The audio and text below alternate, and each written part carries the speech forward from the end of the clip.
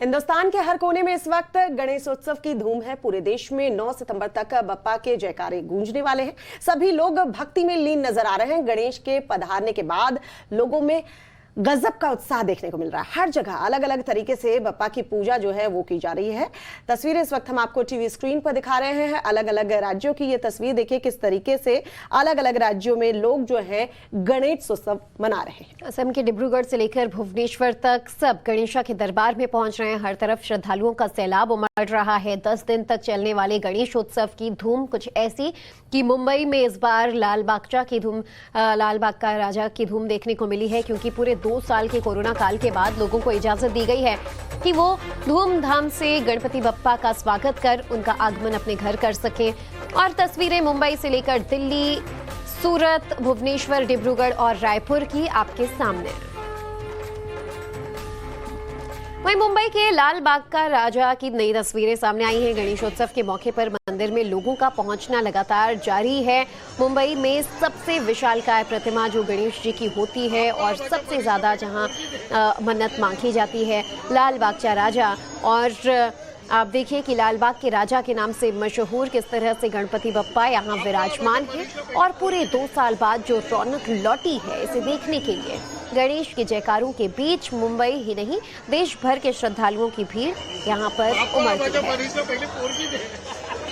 ये ताज़ा तस्वीरें लालबाग का राजा की इस वक्त आपके सामने। इससे पहले भी वो तस्वीरें आपको याद होंगी जब गणेश प्रतिमा का यहाँ पर विमोचन हुआ था और पर्दा हटा, लालबाग का राजा के दर्शन सभी ने किए। शिवानी हमारी संवाददाता मुंबई से हमारे साथ जुड़ चुकी हैं। शिवानी, इस बार लोगों में उत्साह दोगुना इसलिए भी देखने को मिल रहा है कि पूरे 2 साल बाद वो गणपति बप्पा का इस बार स्वागत कर पा रहे हैं। लालबाग का राजा की तस्वीरें देखने के लिए देश भर के लोग एक्साइटेड रहते हैं। जी बिल्कुल, देखिए इस बार खासियत इस बात की है कि 2 साल का लंबा इंतजार लोगों को लगा है। पिछले 2 सालों में उनको डिजिटल तरीके से दर्शन करने पड़ रहे थे, वो फिजिकली नहीं आ पा रहे थे। लेकिन इस बार जो है बहुत लंबी लंबी कतारों में जो लोग हैं वो 2 दिनों से इंतजार कर रहे हैं। सुबह 6 बजे कल जो था वो दर्शन शुरू हुआ था और वहीं आपको बता दें कि देर रात तक 24 घंटे जो हैं ये दर्शन चलते रहते हैं। और इस बार की बात इस बार ज़्यादा भी है क्योंकि मार्केट्स पूरी तरह से खुले हैं। लोगों में उत्साह ज़्यादा है कि वो पूरे परिवार के साथ आएंगे। ना सिर्फ मुंबई, महाराष्ट्र बल्कि देश भर के अलग अलग कोनों से, विदेशों से लोग आते हैं। लेकिन बात करेंगे खास तौर पर जहां मौजूद हैं वो काउंटिंग ट्रेजर एरिया है, जहां पर आपको दिखाएंगे कि किस तरह से देख पाएंगे आप सोने चांदी का जो चढ़ावा है वो चढ़ता है। ये पहले ही दिन की बात है, 24 घंटों में जो चढ़े सोने चांदी है वो है, जिसमें पदक आ चुका है। श्री गणेश के झूले हैं, मूषक है, मोदक है और आप देख पाएंगे हार। ये रहा वो मुकुट के साथ साथ आप देख पाएंगे पूर्णतः जो है ये कुछ ऐसी चीज़ें हैं, देख पाएंगे ये अगर किसी को संतान होने की खुशी है उसके लिए या मन्नत मांगने के लिए लोग चढ़ाते हैं। और कुछ इसी तरीके से श्री गणेश की मूर्ति, ये देख पाएंगे आप, एक छोटा सा घर चांदी का बनाया हुआ है। क्योंकि जैसे जैसे लोगों की मन्नतें पूरी होती चली जाती है वैसे वैसे आपको मैं बता दूं कि यहाँ पर जो चढ़ावा है वो चढ़ता रहता है। खास तौर पर अगर आप बात देख पाएंगे, महेश आपको तस्वीरों के जरिए दिखाएंगे कि ये सोना चांदी गहना चेन्स जो है, अंगूठियाँ हैं और ये आप देख पाएंगे चांदी के जो छोटे छोटे मोदक हैं वो आपको बहुत बड़ी मात्रा में दिखेंगे। झूले पर्व दिखेंगे आपको। एक साफ तौर पर एक सवाल मैं सीधे सीधे लेना चाहूँगी यहाँ पर। सालवी जी ये बताइए कि कितना चढ़ावा, दलवी जी कितना चढ़ावा चढ़ता है? काफ़ी सारा सोना चांदी पहले ही दिन चढ़ चुका है। हाँ, ये अपना ये जो चढ़ावा है सोना चांदी का, ये पहले दिन का है। इन सारी चीज़ों का क्या किया जाता है फिर? ये सारी चीज़ों का देखने के तो ये देखिए, ये जो भाविक है उसकी अपना घर की मन्नत पूरी हुई है, उसने घर दिया है। वैसा है अभी ये सब है, ये जो सोने चांदी है जो हम लोग के अपना सुवर्णकार संजय नाना वेदक, उनके अंडर ये सब चेक होता है और चेक होने के बाद ये सोना है कि चांदी है, और होने के बाद ही हम लोग वो ये तय करते कि सोना है या चांदी है। बिल्कुल, तो इस तरीके से आपको दिखा दें, अभी भी तस्वीरों के जरिए साफ आपको महेश बताएंगे कि पूरी तरह से आप देखेंगे कि ना सिर्फ इसको निकाला गया है बल्कि इसको वहाँ पर चेक भी किया जा रहा है, उसकी ऑथेंटिसिटी कितनी है वो चेक किया जा रहा है।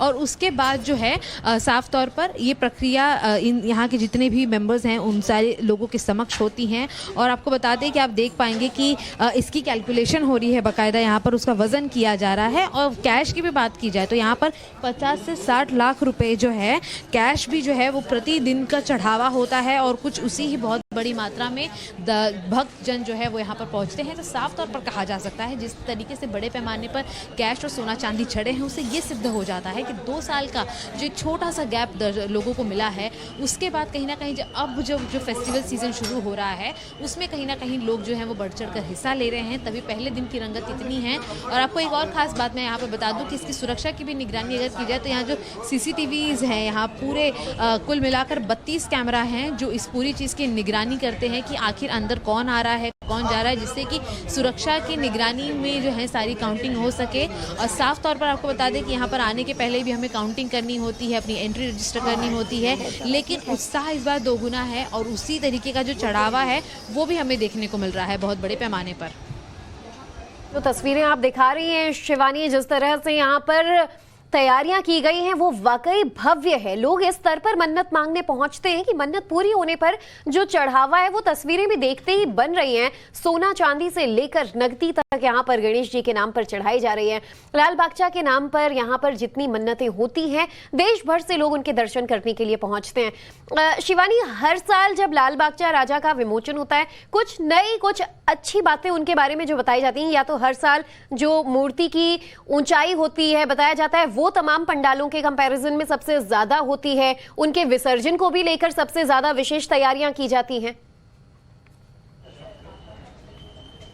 जी बिल्कुल, देखिए बात अगर लालबाग के राजा की जाएंगे तो 14 फुट की लंबी ऊंची मूर्ति होती है, लेकिन उसका विसर्जन इसलिए खास हो जाता है काफ़ी बड़े तौर पर, आपको मैं बता दूं, क्योंकि ढोल ताशों के साथ जब मूर्ति यहाँ से निकलती है तो यहाँ के जितने लालबाग के एरिया में हिंदू हैं मुसलमान हैं खास तौर पर वो सभी इकट्ठा होते हैं और पंडाल से निकलने के बाद उनकी एक आरती होती है जिसमें हिंदू मुस्लिम सभी शामिल होते हैं और उसके बाद जो है वो यहाँ से आगमन उनका ख़त्म करके विराजित होते हैं अगले पथ पर। और आपको बता दें कि करीबन 24 घंटे का वक्त लगता है।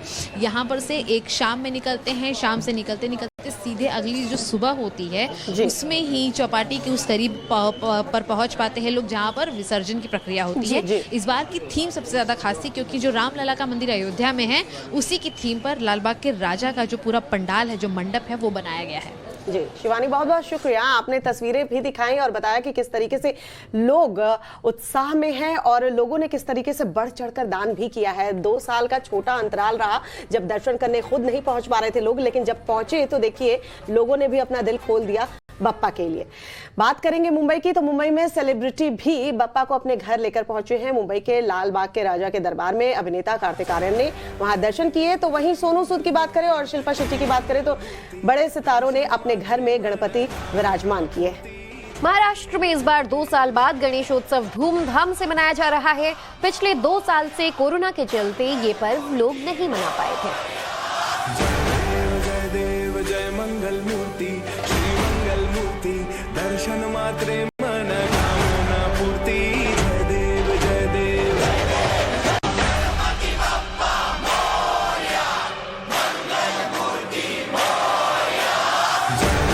जय देव जय मंगल मूर्ति श्री मंगल मूर्ति दर्शन मात्रे मन कामना पूर्ति।